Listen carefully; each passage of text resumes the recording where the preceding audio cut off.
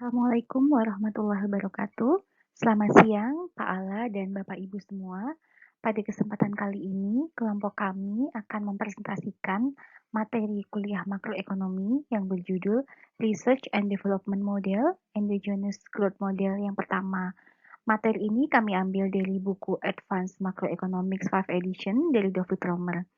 Sebelum memulai presentasi, izinkan kami memperkenalkan diri. Kelompok kami terdiri dari saya sendiri, Rizka Amalia Nugrahapsari, Muhammad Fauzan, dan Vela Rosventi Faifi. Berikut ini adalah materi yang akan kita pelajari pada hari ini. Kerangka dan asumsi, model tanpa kapital, dan kasus umum akan saya jelaskan. Kemudian perilaku pengetahuan dan penentu alokasi sumber daya terhadap R&D dan model Romer akan dijelaskan oleh Pak Fauzan. Sedangkan aplikasi empiris meliputi uji time series model, pertumbuhan populasi dan perubahan teknologi, serta model akumulasi pengetahuan akan dijelaskan oleh Ibu Vela. Model R&D merupakan model pertumbuhan endogen yang mengelaborasi dari model Solow, RCK, dan Diamond. Kesamaannya dengan model tersebut adalah dalam hal akumulasi modal dan perannya dalam produksi. Sedangkan perbedaannya, jika pada model sebelumnya efektivitas tenaga kerja dianggap sebagai eksogen, sedangkan dalam model R&D ini dianggap sebagai endogen. Kenapa disebut model pertumbuhan endogen? Karena model R&D ini memodelkan pertumbuhan A atau aktivitas tenaga kerja. Model ini juga menafsirkan secara eksplisit efektivitas tenaga kerja yang kemudian disebut sebagai pengetahuan dan memodelkan faktor-faktor yang mempengaruhi perubahannya dari waktu ke waktu. Untuk dapat memodelkan akumulasi pengetahuan, maka model ini memandang perlunya sektor R&D, di mana input dalam R&D ini akan menghasilkan ide-ide atau pengetahuan baru. Dengan kata lain, mencurahkan lebih banyak sumber daya untuk R&D akan berimplikasi pada semakin banyaknya penemuan. Oleh karena itu, model R&D ini menganggap penting untuk mempelajari parameter dalam fungsi produksi teknologi dan menganalisis efek dari perubahan parameter tersebut. Asumsi yang digunakan dalam model ini yang pertama adalah fungsi produksi R&D dan fungsi produksi barang dan jasa dalam bentuk COP12 tetapi tidak harus CSR. Yang kedua, sejalan dengan model Solow, S serta proporsi L dan K untuk sektor R&D diasumsikan eksogen dan konstan. Model R&D yang kita bahas di sini adalah penyederhanaan dari model R&D dan pertumbuhan yang dikembangkan oleh Romer, Grossman dan Helpman, serta Agion dan Howitt. Terdapat 4 variabel dalam model ini, yaitu tenaga kerja, modal, teknologi, dan output, di mana waktu bersifat kontinu. Model ini memisahkan dua sektor, yaitu yang pertama adalah sektor penghasil barang, di mana output diproduksi, dan yang kedua adalah sektor R&D, di mana penambahan stok pengetahuan dibuat. Kedua sektor ini menggunakan stock of knowledge secara penuh, karena penggunaan ide atau pengetahuan di satu tempat tidak mencegahnya untuk digunakan juga di tempat lainnya. Pertama-tama, kita akan terlebih dahulu mempelajari fungsi produksi barang dan jasa yang bersifat constant return to scale, di mana menggandakan input akan menggandakan jumlah produksi. Input yang digunakan adalah labor atau tenaga kerja dan kapital atau modal, di mana kedua input ini memiliki fraksi AL dan AK yang bersifat eksogen, konstan, dan berada di antara 0 dan 1. Jika kita menganggap fraksi AL adalah untuk sektor R&D, maka satu min AL adalah untuk sektor output. Jika fraksi AK adalah untuk sektor R&D, maka satu min AK adalah untuk sektor output, sebagaimana persamaan yang kita lihat di sini. Selain sektor output, kita juga memiliki sektor R&D, sehingga kita memiliki fungsi produksi pengetahuan baru yang tidak CRS. Dalam persamaan ini bisa kita lihat bahwa produksi ide-ide baru itu tergantung pada jumlah modal dan tenaga kerja yang terlibat dalam kegiatan penelitian serta tingkat teknologi. Di sini kita lihat bahwa B diasumsikan lebih dari 0, di mana B adalah parameter shifter, beta lebih dari sama dengan 0, dan gamma lebih dari sama dengan 0. Kenapa dalam fungsi produksi pengetahuan baru ini diasumsikan tidak CRS? Karena yang pertama, mereplikasi input yang sama itu menyebabkan kumpulan pengetahuan yang sama sehingga A tidak berubah, dengan kata lain hasil R&D menjadi berkurang.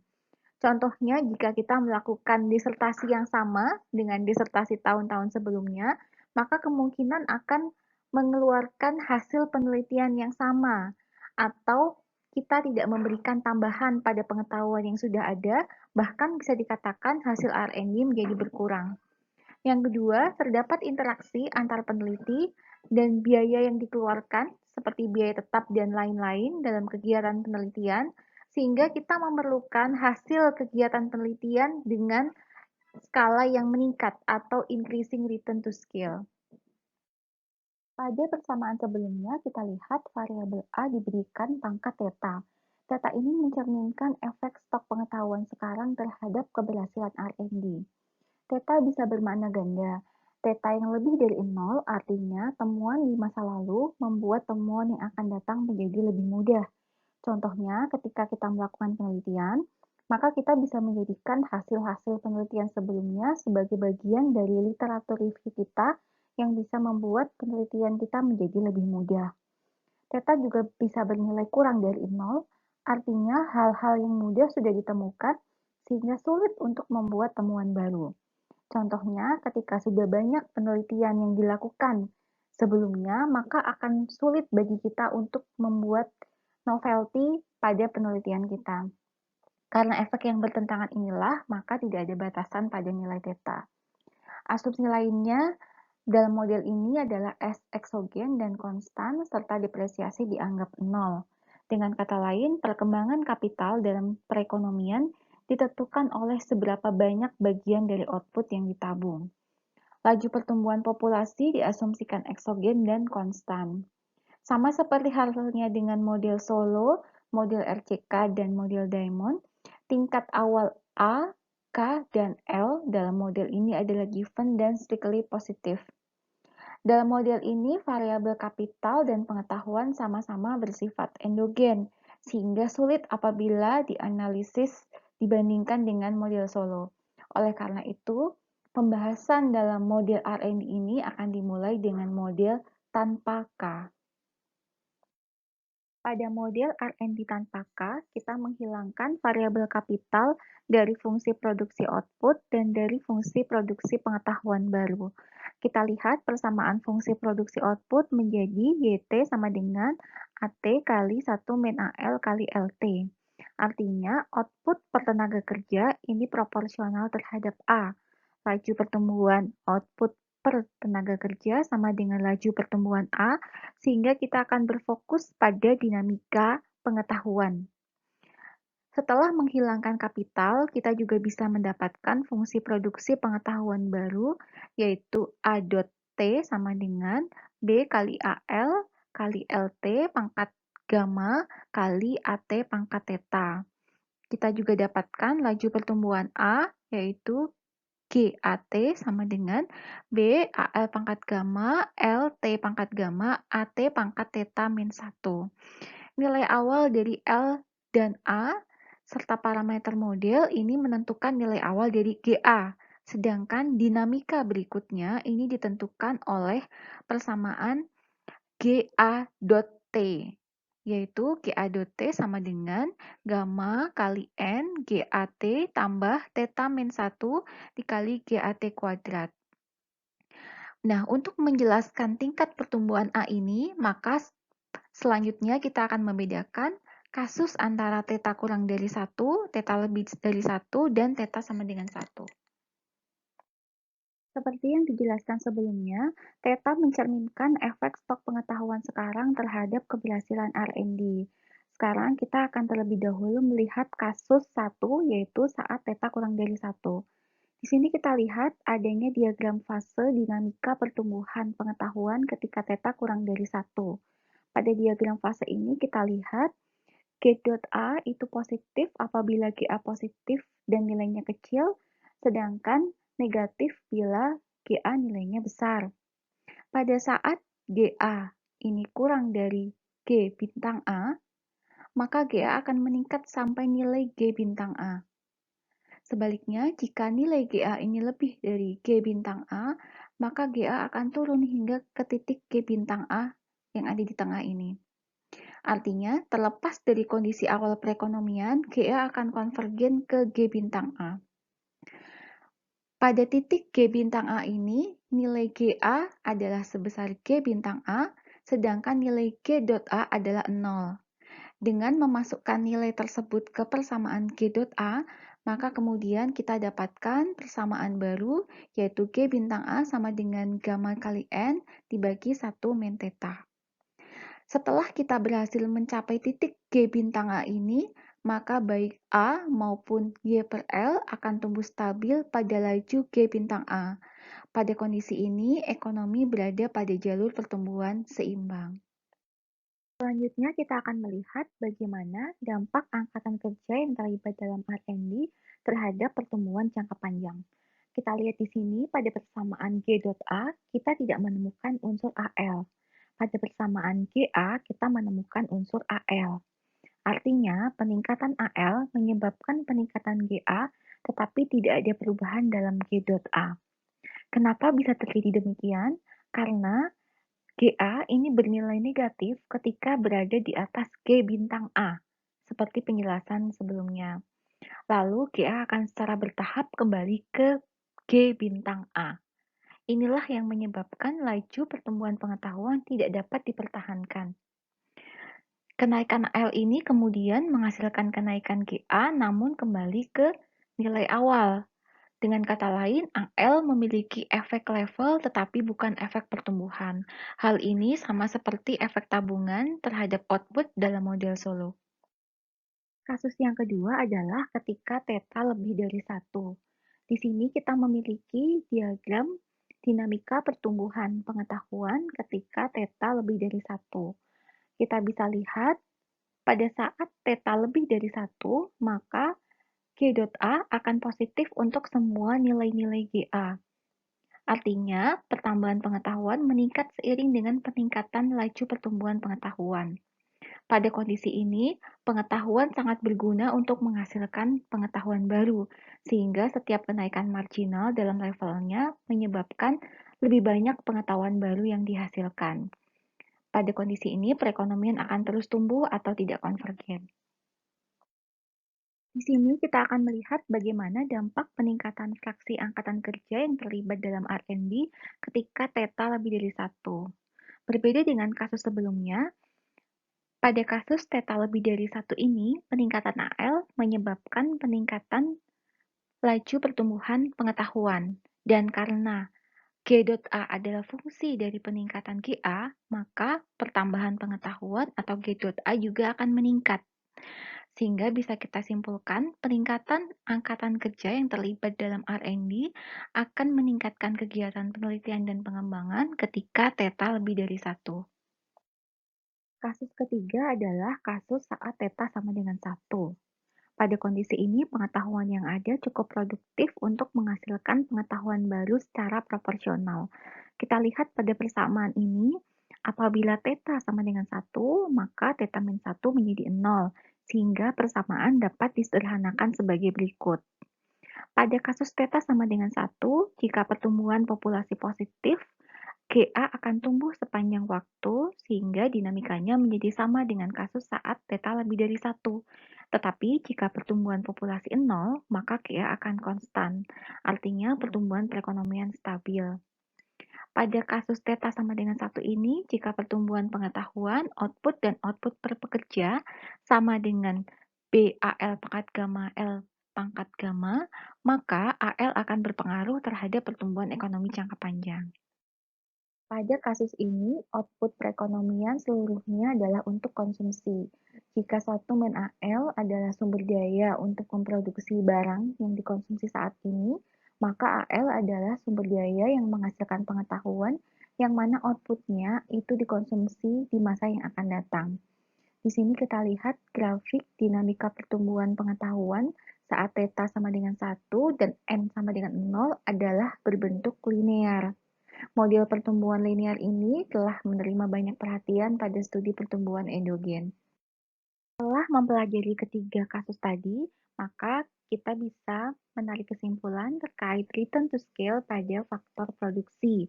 Yang perlu diingat, pada kasus ini, pengetahuan adalah satu-satunya faktor yang diproduksi karena L dianggap eksogen dan model tidak mengandung kapital. Ada 3 implikasi yang berbeda tergantung nilai theta.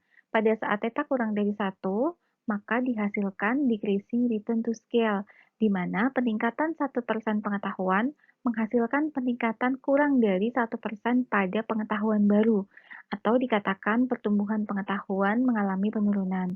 Pada saat theta lebih dari 1, maka terjadi increasing return to scale, di mana peningkatan 1% pengetahuan menghasilkan peningkatan lebih dari 1% pada pengetahuan baru atau terjadi pertumbuhan pengetahuan. Pada saat theta sama dengan 1, terjadi constant return to scale, di mana peningkatan 1% pengetahuan menghasilkan peningkatan 1% pada pengetahuan baru, atau dikatakan pertumbuhan pengetahuan yang konstan atau tetap. Selanjutnya, kita akan menilai pentingnya pertumbuhan penduduk. Pola pikirnya adalah, ketika semakin banyak orang yang terlibat dalam kegiatan R&D, maka diharapkan semakin banyak penemuan yang dihasilkan, sehingga stok pengetahuan tumbuh lebih cepat dan output per orang pun akan tumbuh lebih cepat. Bagaimana mekanismenya ini tergantung kepada nilai theta. Apabila kasusnya adalah increasing return to scale, yaitu terjadi saat theta lebih dari 1 atau theta sama dengan 1 dan n lebih dari 0, maka peningkatan laju pertumbuhan populasi ini menyebabkan pertumbuhan pengetahuan yang terus meningkat. Apabila kasusnya theta kurang dari 1 atau decreasing return to scale, maka pengetahuan yang ada menghasilkan pengetahuan yang baru, namun kenaikannya kurang proporsional, sehingga pertumbuhan populasi ini diharapkan dapat membantu pertumbuhan jangka panjang. Pada saat kasusnya adalah constant return to scale, yaitu saat theta sama dengan 1 dan n sama dengan 0, maka peningkatan laju pertumbuhan populasi menyebabkan pertumbuhan pengetahuan dengan laju yang sama. Hal ini bukan berarti lantas negara-negara yang pertumbuhan populasinya lebih besar, maka pertumbuhan pendapatannya menjadi lebih besar. Tidak demikian. Yang dimaksud di sini adalah pertumbuhan populasi dunia yang lebih tinggi diharapkan meningkatkan pertumbuhan pendapatan di seluruh dunia. Jadi konteksnya adalah dunia, karena orang merupakan input untuk menghasilkan ilmu pengetahuan. Sebelumnya kita telah membahas bagaimana dinamika pengetahuan pada model yang tanpa kapital. Sekarang kita akan membahas bagaimana dinamika pengetahuan dan kapital pada model yang sudah memasukkan variabel kapital di dalamnya. Kita memiliki dua variabel endogen, yaitu A atau pengetahuan dan K atau kapital, sehingga didapatkan persamaan akumulasi kapital dan persamaan tingkat pertumbuhan kapital sebagaimana yang kita lihat di layar. Di sini kita memiliki grafik dinamika pertumbuhan kapital. Garis miring ini menunjukkan titik di mana G.K sama dengan 0 atau konstan.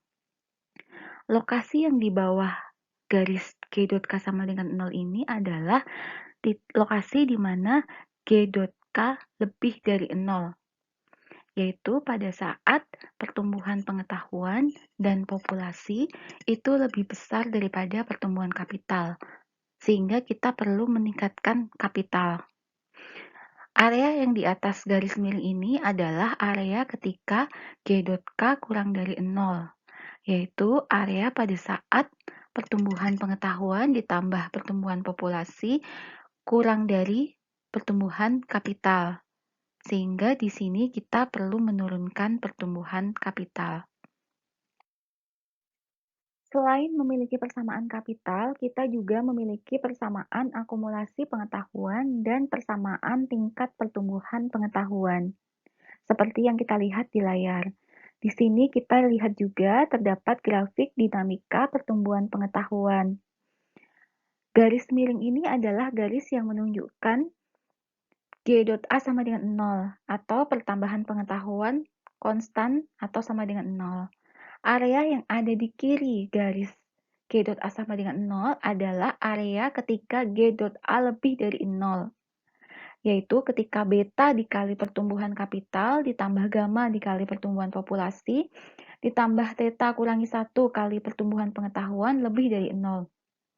Di area ini terjadi peningkatan pertumbuhan pengetahuan. Area sebelah kanan G dot A sama dengan 0 adalah area ketika G dot A kurang dari 0, yaitu ketika beta dikali pertumbuhan kapital ditambah gamma dikali pertumbuhan populasi ditambah theta kurangi 1 kali pertumbuhan pengetahuan kurang dari 0. Di area ini terjadi penurunan pertumbuhan pengetahuan. Lantas apakah yang menyebabkan pertumbuhan pengetahuan ini? Konstan, increasing return to scale, ataukah decreasing return to scale? Itu tergantung kepada nilai beta dan theta.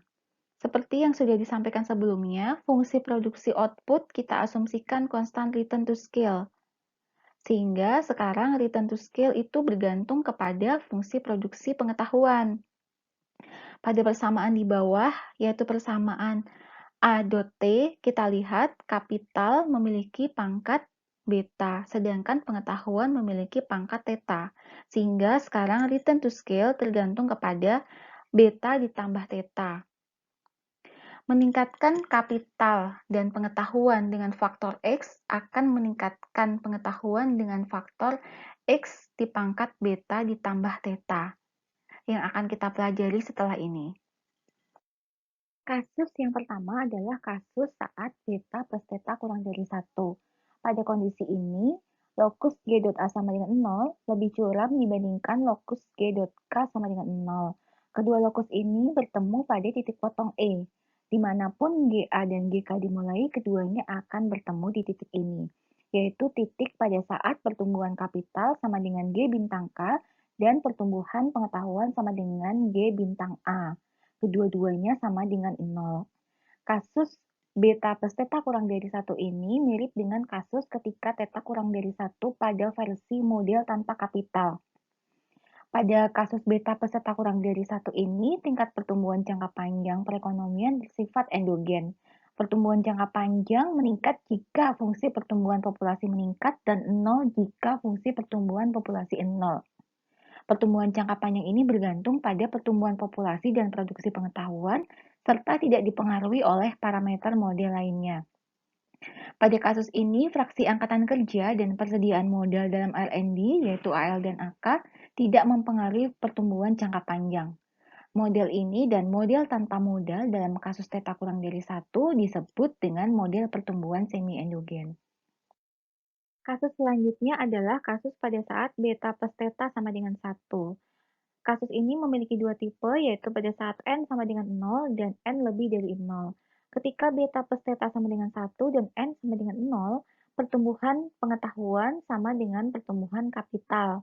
Hal ini bisa dilihat pada garis keduanya yang saling bertindihan pada garis 45 derajat atau berada pada jalur pertumbuhan yang seimbang. Meningkatkan laju tabungan dan ukuran populasi akan meningkatkan laju pertumbuhan jangka panjang ini. Kasus lainnya yaitu kasus beta plus theta sama dengan 1 namun N lebih dari 0 dan kasus beta plus theta lebih dari 1. Kedua kasus ini menunjukkan garis yang tidak mengarah kepada satu titik atau bersifat divergen.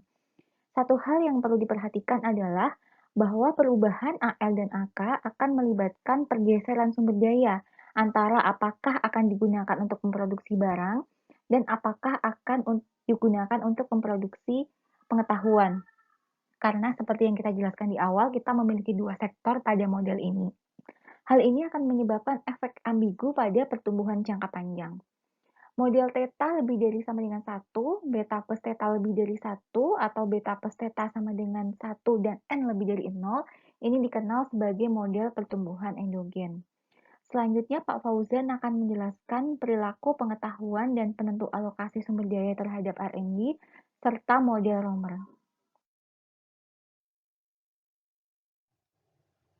Setelah kita mempelajari bentuk model, kerangka dan asumsi, serta kasus umum dari Research and Development Model pada bagian pertama tadi, maka sekarang pada bagian kedua ini kita akan melihat Nature of Knowledge atau sifat pengetahuan dan penentu alokasi sumber daya untuk R&D. Bagian kedua ini tidak banyak melibatkan rumus-rumus matematis, sehingga diharapkan mudah untuk diikuti. Sebagaimana sudah disampaikan sebelumnya, knowledge atau pengetahuan memainkan peran penting dalam pertumbuhan ekonomi. Knowledge memiliki banyak bentuk, mulai dari pengetahuan yang sangat dasar sampai pada pengetahuan yang sangat terapan. Namun demikian, secara umum, knowledge memiliki dua sifat dasar. Sifat knowledge yang pertama adalah non-rival. Suatu produk atau suatu hal dikatakan non-rival ketika hal tersebut dikonsumsi oleh seseorang, maka orang lain pun bisa ikut menikmatinya atau menggunakannya. Dalam hal ini, penggunaan knowledge di satu tempat tidak mencegahnya untuk digunakan juga di tempat lain. Implikasi langsung dari sifat dasar pengetahuan ini adalah bahwa produksi dan alokasi pengetahuan tidak dapat sepenuhnya diatur oleh kekuatan pasar yang kompetitif. Biaya marginal untuk menyediakan item pengetahuan kepada pengguna tambahan setelah pengetahuan tersebut ditemukan adalah nol. Jadi, harga sewa pengetahuan di pasar yang kompetitif adalah nol. Sifat non-rival ini hampir sama dengan public goods. Meskipun semua pengetahuan adalah non-rival, namun dia memiliki dimensi yang kedua, yaitu excludability. Dikatakan excludable ketika seseorang tidak bisa ikut menikmati produk tersebut kalau tidak membayar. Dalam kasus pengetahuan, pemilik ide atau pengetahuan dapat mencegah orang lain untuk ikut menggunakannya melalui institusi atau peraturan tertentu seperti paten dan hak cipta. Pencegahan orang lain untuk ikut menggunakan pengetahuan ini juga tergantung pada sifat pengetahuan itu sendiri, apakah dia pengetahuan dasar atau terapan, dan juga pada lembaga dan peraturan perundang-undangan yang mengatur hak milik, di mana antar negara mungkin saja berbeda. Produsen pengetahuan baru dapat melisensikan hak untuk menggunakan pengetahuan dengan harga positif, dan karenanya berharap untuk mendapatkan pengembalian positif atas upaya penelitian dan pengembangan yang telah dia lakukan.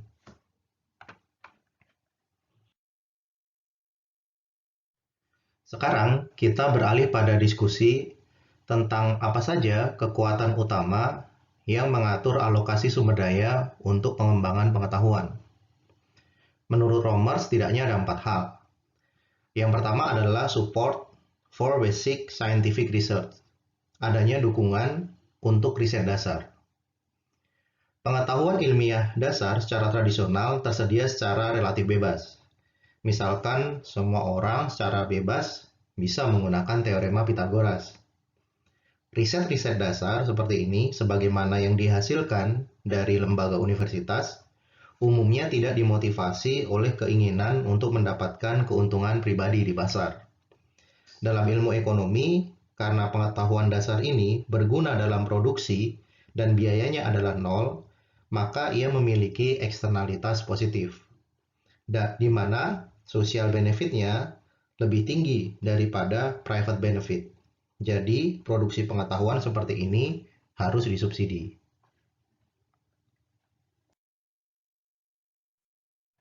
Faktor penentu alokasi sumber daya untuk pengembangan knowledge yang kedua adalah private incentives for R&D and innovation. Adanya insentif pribadi untuk R&D dan inovasi. Banyak inovasi dalam bisnis, mulai dari pengembangan produk yang sama sekali baru hingga perbaikan kecil pada barang yang sudah ada, hampir seluruhnya dimotivasi oleh keinginan untuk mendapatkan private incentive. Pemodelan kegiatan R&D oleh perusahaan dalam perekonomian dan implikasinya terhadap pertumbuhan ekonomi telah menjadi subjek penelitian yang cukup besar, terutama dalam pengembangan teori pertumbuhan endogen oleh Romer dan kawan-kawan, sebagaimana tadi sudah dijelaskan pada bagian pertama. Agar sektor R&D menghasilkan insentif ekonomi, maka pengembangan ide atau pengetahuan baru harus memiliki kekuatan pasar tertentu. Di sini, pengembang pengetahuan baru dimodelkan memiliki kontrol eksklusif atas penggunaan ide tersebut dan sebagai lisensi penggunaannya untuk perusahaan yang menjadi produsen barang tersebut. Sebagaimana sifat dasar pengetahuan tadi di awal, maka perekonomian seperti ini tidak bersaing sempurna, di mana mungkin terjadi pembagian sumber daya yang tidak efisien antara sektor R&D dan sektor produksi barang. Ada 3 eksternalitas yang ada di sini, yang berasal dari efek surplus konsumen, efek pencurian bisnis, dan efek R&D. Efek surplus konsumen adalah bahwa individu atau perusahaan yang mendapat lisensi dari inovator untuk memproduksi barang yang telah dia patenkan memperoleh surplus karena inovator tidak dapat terlibat dalam diskriminasi harga dari produksinya secara sempurna. Ini adalah eksternalitas yang positif dari R&D. Efek pencurian bisnis, di mana pengenalan teknologi baru yang unggul biasanya akan membuat teknologi yang ada menjadi kurang menarik, dan karena itu merugikan pemilik teknologi tersebut. Eksternalitas ini negatif. Yang ketiga, efek R&D adalah bahwa inovator diasumsikan tidak dapat mengontrol penggunaan pengetahuan mereka dalam menghasilkan pengetahuan tambahan.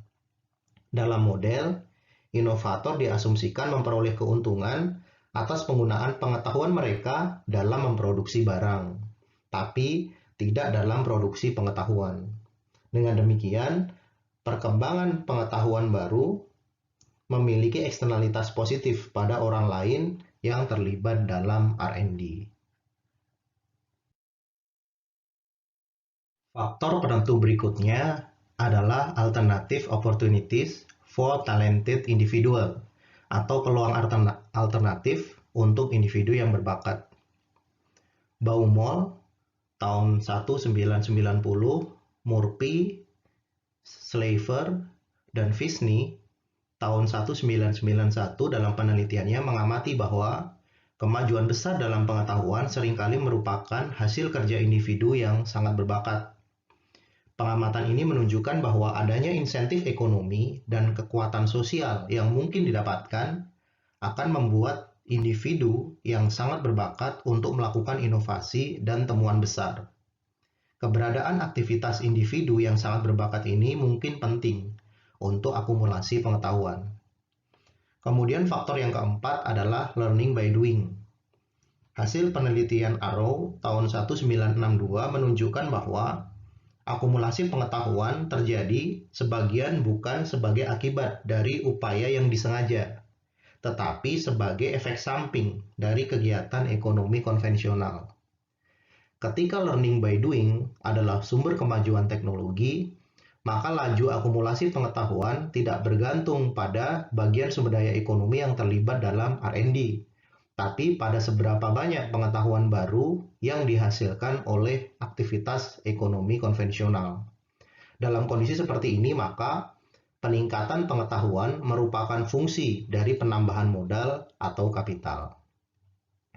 Dengan demikian, secara keseluruhan ada 4 ya, kekuatan atau 4 faktor yang menentukan alokasi sumber daya untuk R&D, yaitu dukungan untuk riset dasar, adanya private incentives untuk R&D dan inovasi, peluang alternatif individu berbakat, dan yang terakhir, learning by doing.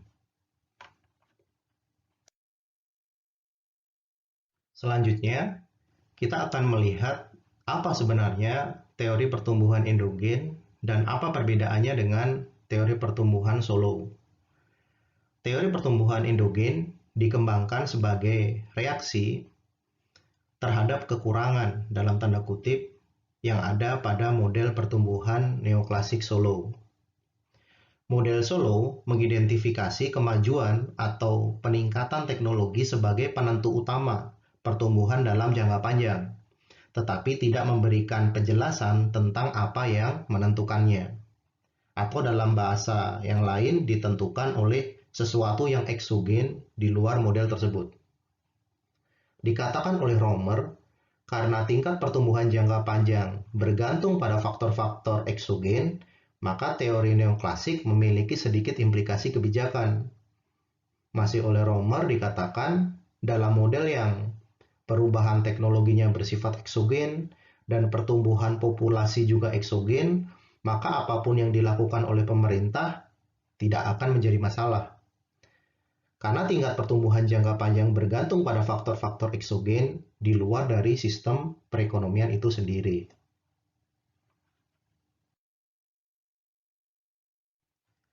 Berikut ini adalah perbedaan antara model pertumbuhan endogen dengan model pertumbuhan solo yang sifatnya adalah eksogen. Pada model pertumbuhan endogen, pertumbuhan itu dihasilkan dari dalam sistem sebagai akibat langsung dari proses internal. Pada model pertumbuhan eksogen sebenarnya sama, bahwa pertumbuhan ekonomi didorong oleh kemajuan teknologi atau technological progress, tapi dia berasal dari luar sistem ekonomi. Pada model pertumbuhan endogen, peningkatan SDM akan mengarah pada pertumbuhan ekonomi melalui pengembangan bentuk-bentuk teknologi baru dan alat produksi yang lebih efisien. Juga, industri berbasis pengetahuan memainkan peran yang sangat penting dalam perekonomian. Pada model pertumbuhan endogen, kita perlu mendorong entrepreneurship atau kewirausahaan sebagai sarana untuk menciptakan bisnis baru, dan pada akhirnya sebagai sumber penting terciptanya pekerjaan baru, investasi, dan inovasi yang lebih lanjut.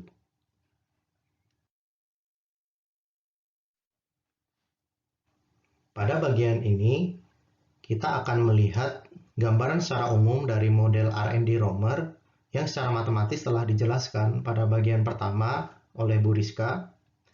Di sini kita akan melihat tentang bagaimana dia disusun dan bagaimana cara beroperasinya. Yang pertama, R&D dilakukan oleh para pelaku ekonomi yang memaksimalkan keuntungan. R&D itu mendorong pertumbuhan, yang pada gilirannya mempengaruhi insentif untuk mengalokasikan sumber daya di sektor R&D. Model apapun di mana penciptaan pengetahuan dimotivasi oleh pengembalian di pasar harus melibatkan penyimpangan dari pasar persaingan sempurna. Karena jika pengetahuan dijual dengan biaya marginal, maka pencipta pengetahuan atau inovator akan mendapatkan keuntungan yang negatif. Sebagaimana kita ketahui, produksi pengetahuan melibatkan biaya tetap yang tinggi pada tahap awal, dan kemudian biaya marginalnya rendah pada tahap selanjutnya.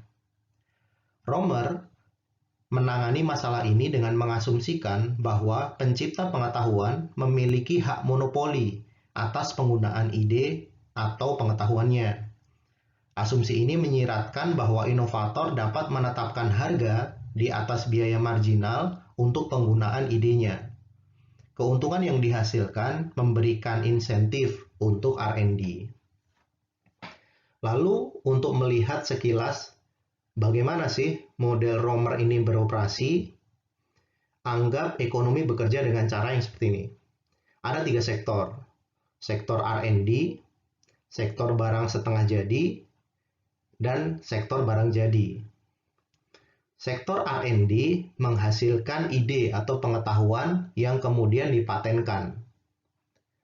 Perusahaan di sektor barang setengah jadi membeli hak eksklusif paten untuk memproduksi barang modal baru, misalkan alat, mesin, dan lain-lain sebagai produsen monopoli. Maka perusahaan ini menetapkan harga monopoli optimal. Produsen barang jadi membeli barang setengah jadi dan menggabungkannya dengan tenaga kerja untuk menghasilkan barang jadi untuk dikonsumsi. Kira-kira seperti itu cara beroperasinya.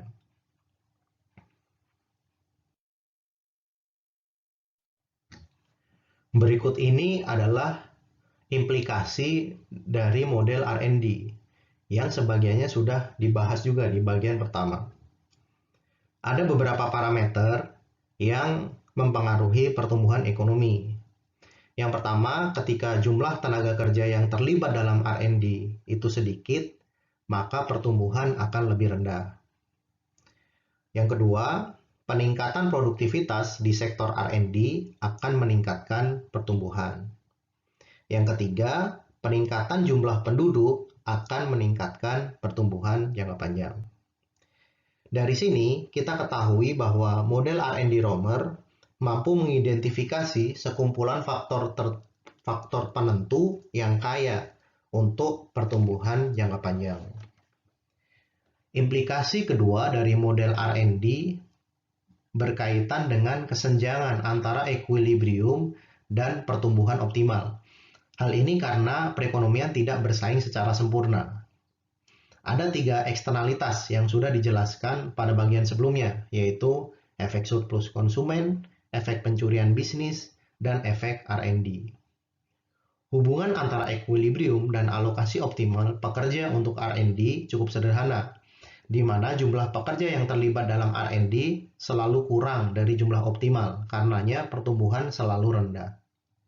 Kondisi ini tentunya menyarankan agar government atau pemerintah dapat berbuat lebih banyak, misalkan menggunakan subsidi untuk memperbaiki kegagalan pasar dan memacu pertumbuhan ekonomi dengan mempromosikan pengembangan ilmu pengetahuan dan teknologi.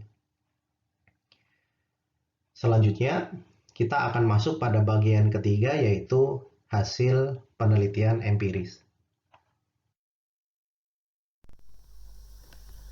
Assalamualaikum warahmatullahi wabarakatuh. Saya Vela Ros25V. Pada kesempatan kali ini saya akan membahas terkait dengan aplikasi empiris uji time series model pertumbuhan endogen. Tujuan utama dalam teori pertumbuhan baru ini adalah memahami variasi dalam pertumbuhan jangka panjang.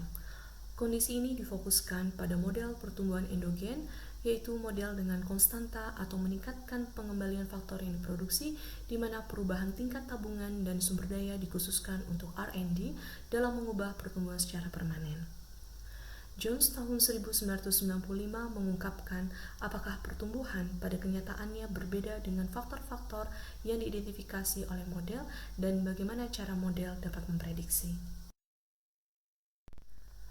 Apakah tingkat pertumbuhan stasioner? Jones mempertimbangkan dua pendekatan untuk menguji model pertumbuhan endogen. Yang pertama adalah observasi model untuk memprediksi perubahan dalam parameter model mempengaruhi pertumbuhan secara permanen. Seperti yang sudah dijelaskan pada bagian 3.3, ditunjukkan pada kasus yang kedua, yaitu adalah beta ditambah theta sama dengan 1 dan n sama dengan 0, maka GK sama dengan GA, di mana perubahan S, AL, dan AK mengubah tingkat pertumbuhan perekonomian jangka panjang. Sehingga Jones mempertanyakan apakah tingkat pertumbuhan pendapatan per orang stasioner atau non-stasioner. Di sini dijelaskan bahwa variabel adalah stasioner jika distribusinya konstan dari waktu ke waktu. Sebagai contoh dalam persamaan di bawah ini, di mana XT sama dengan alpha ditambah rho XT min 1 ditambah error term. Jika rho mutlak kurang 1, maka X stasioner, di mana rata-rata XT adalah alpha dibagi 1 min rho untuk semua T. Jika rho mutlak lebih dari 1, maka X tidak stasioner. Jones berpendapat bahwa model pertumbuhan endogen sepenuhnya menyiratkan pertumbuhan jangka panjang dapat diubah dan memperkirakan tingkat pertumbuhan tidak stasioner, sehingga mempertimbangkan beberapa pengujian stasioneritas versus non-stasioneritas. Slide berikut ini membahas terkait dengan stasioner versus non-stasioneritas. Berikut ini adalah bentuk persamaan sederhana dengan menurunkan tingkat pertumbuhan pendapatan per orang secara konstan, yaitu adalah GT sama dengan A plus BT plus ET, di mana GT adalah tingkat pertumbuhan pada suatu periode. Kemudian menguji hipotesis bahwa B sama dengan 0. Pengujian kedua dilakukan dengan augmented test Dickey-Fuller. Berikut ini adalah persamaannya. Bila mencermati persoalan stasioneritas versus non-stasioneritas, sebenarnya bukan cara yang tepat untuk menguji model pertumbuhan endogen. Terdapat dua hambatan ataupun kesulitan. Yang pertama adalah tidak ada data dalam jumlah yang terbatas. Yang kedua adalah sulit memikirkan pertanyaan ekonomi substantif tergantung pada stasioneritas atau non-stasioneritas. Hasil pengujian Jones menggambarkan kesulitan dalam menjawab pertanyaan stasioner atau non-stasioner. Sebagai contoh, Jones memeriksa data pendapatan per orang selama periode waktu 1880 hingga 1987 di Amerika Serikat. Hasil statistik menunjukkan bahwa pertumbuhan stasioner. Berikutnya akan dibahas terkait dengan besaran dan korelasi perubahan dalam pertumbuhan jangka panjang. Pendekatan kedua Jones adalah memeriksa hubungan antara determinan pertumbuhan yang diidentifikasi oleh model pertumbuhan endogen dan tingkat pertumbuhan aktual. Seperti yang sudah dijelaskan pada bagian 3.4 di mana theta sama dengan 1.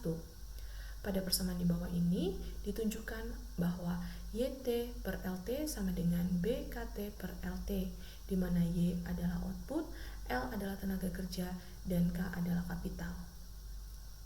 Mengimplikasikan laju pertumbuhan pendapatan per orang dengan persamaan G Y per LT sama dengan GKT min GLT, di mana Gx menunjukkan tingkat pertumbuhan X dan GK diberikan oleh K.T per KT sama dengan SYT per KT dikurangi dengan depresiasi, di mana S adalah bagian dari output yang diinvestasikan, S adalah eksogen dan konstan.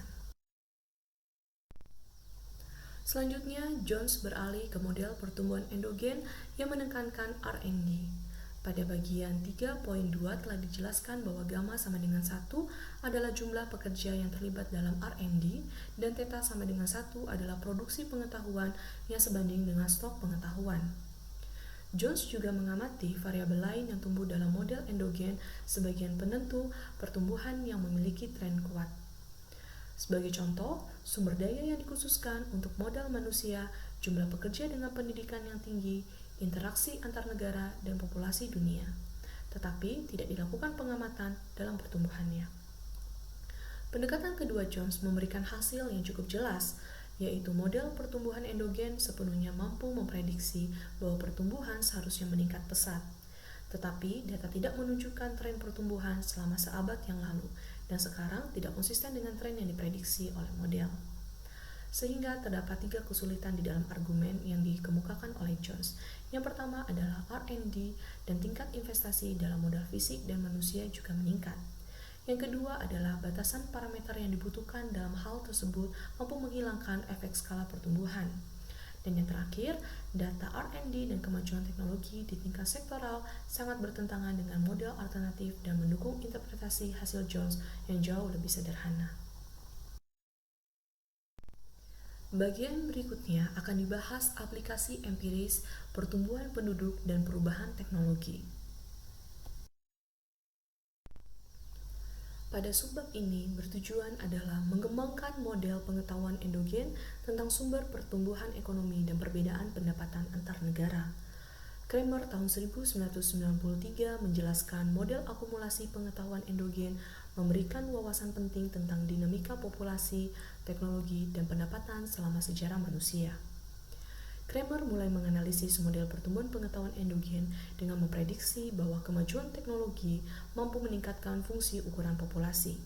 Sederhananya adalah semakin besar populasi, semakin banyak orang yang membuat penemuan, dan dengan demikian pengetahuan akan cepat terakumulasi. Kramer berpendapat bahwa peningkatan populasi menyebabkan kemajuan teknologi dan peningkatan output per orang. Populasi telah tumbuh beberapa kali lipat sejak zaman prasejarah dan revolusi industri.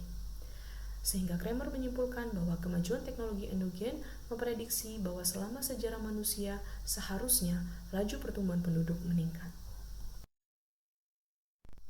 Selanjutnya akan dibahas model Kramer yang terdiri dari 3 persamaan. Yang pertama adalah output tergantung pada teknologi, tenaga kerja, dan lahan, di mana persamaannya adalah YT sama dengan T pangkat alfa dikali AT LT pangkat 1 min alfa, di mana T menunjukkan persediaan tanah tetap dan modal diabaikan. Tanah dimasukkan untuk menjaga agar populasi tetap terbatas. Yang kedua adalah penambahan pengetahuan sebanding dengan populasi dan bergantung pada stok pengetahuan, di mana persamaannya adalah A.T sama dengan BLT kali AT pangkat theta.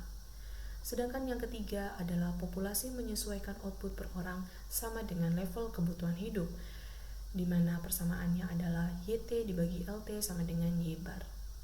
Asumsi ini sama dengan 3.2 yaitu adalah gamma sama dengan 1. Sehingga model mampu diselesaikan dengan 2 langkah. Langkah 1 menemukan ukuran populasi yang didukung dengan persediaan tanah pada waktu tertentu, di mana persamaannya adalah T pangkat alfa dikali AT LT pangkat 1 min alfa dibagi LT sama dengan Y bar. Pemecahan kondisi ini untuk LT, di mana persamaannya adalah LT sama dengan 1 per Y bar pangkat 1 per alfa dikali AT pangkat 1 min alfa per alfa kali T. Langkah kedua, menemukan dinamika teknologi dan populasi, di mana persamaannya L dot T dibagi LT sama dengan 1 min alfa dibagi alfa dikali A dot T per AT. Model Kramer menjelaskan peningkatan pertumbuhan bahkan dengan hasil pengetahuan yang semakin berkurang dalam menghasilkan pengetahuan yang baru.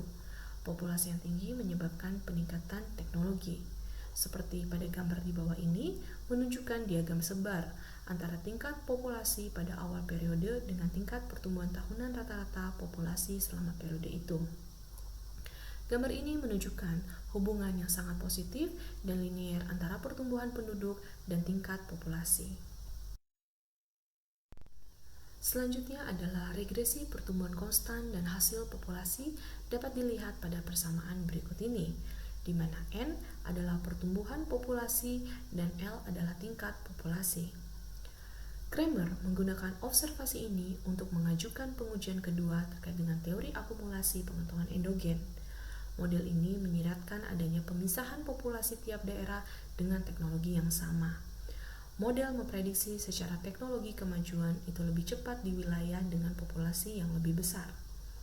Gagasan Kramer adalah populasi yang bertambah akan meningkatkan pengetahuan, di mana inovasi tidak datang secara eksogen tetapi dibuat oleh manusia. Sehingga, bukti Kramer tidak terletak pada diskriminasi antara teori alternatif pertumbuhan, tetapi dalam menggunakan teori pertumbuhan untuk memahami ciri-ciri utama dalam sejarah manusia. Berikutnya kita akan membahas terkait dengan pertumbuhan populasi versus pertumbuhan pendapatan per orang pada jangka waktu sangat panjang. Yang pertama adalah kemajuan teknologi lebih tinggi dibandingkan dengan pendapatan rata-rata. Selanjutnya adalah beberapa abad terakhir menunjukkan bahwa pertumbuhan populasi tidak hanya menyebabkan kemajuan teknologi dan peningkatan pendapatan rata-rata saja. Pendapatan meningkat, pertumbuhan populasi pun meningkat, tetapi cenderung menurunkan pendapatan per orang. Yang terakhir adalah kemajuan teknologi yang lambat, sehingga populasi perlu menyesuaikan diri dengan cepat untuk mempertahankan pendapatan per orang. Selanjutnya adalah pada subbab terakhir ini akan dibahas model akumulasi pengetahuan. Dalam subbab ini, analisis pertumbuhan ekonomi dimotivasi oleh dua isu permasalahan. Yang pertama adalah pertumbuhan ekonomi dari waktu ke waktu, dan yang kedua adalah perbedaan pertumbuhan ekonomi di berbagai bagian belahan dunia. Oleh karena itu, muncul pertanyaan apakah model R&D dan akumulasi pengetahuan dapat mengatasi permasalahan ini? Dalam buku Romer dijelaskan bahwa harapan awal para peneliti adalah model-model akumulasi pengetahuan dapat memberikan penjelasan terpadu tentang pertumbuhan dan perbedaan pendapatan pada lintas negara di seluruh dunia. Seperti yang telah dijelaskan di poin 3.4 tentang non-rival, yaitu produk dikonsumsi oleh seseorang, maka orang lain dapat ikut menikmatinya. Sama halnya dengan penggunaan pengetahuan oleh satu produsen dapat digunakan oleh produsen lain. Dengan kata lain, dapat dikatakan bahwa produsen di negara miskin dapat menggunakan pengetahuan yang sama dengan produsen di negara kaya. Jika pengetahuan secara relevan telah tersedia secara umum, maka negara miskin bisa menjadi kaya dengan memiliki para pekerja dengan membaca aturan yang ada. Jika pengetahuan yang relevan itu dihasilkan oleh R&D swasta, maka negara miskin bisa menjadi kaya dengan program yang kredibel. Dengan program seperti itu, perusahaan di negara maju dengan pengetahuan yang dimiliki akan membuka pabrik di negara miskin, mempekerjakan tenaga kerja dengan biaya yang murah, dan menghasilkan produk dengan teknologi yang dimiliki. Pandangan lain juga mengalami keberatan dengan argumen yang telah dikemukakan, karena pada praktiknya aliran pengetahuan itu tidak muncul seketika. Faktanya, hal ini tidak menyelesaikan permasalahan dalam berbagai pendapat di lintas negara dengan perbedaan pengetahuan. Berkenaan dengan pertumbuhan dunia, model akumulasi pengetahuan jauh lebih kuat. Pada tingkat informal, pertumbuhan pengetahuan menjadi alasan utama bahwa bahwa keluaran dan standar hidup jauh lebih tinggi saat ini dibandingkan dengan abad-abad sebelumnya. Dalam studi menunjukkan pertumbuhan formal mampu menjelaskan sebagian besar kenaikan dalam produktivitas pekerja dalam waktu yang lama yang mencerminkan kemajuan teknologi.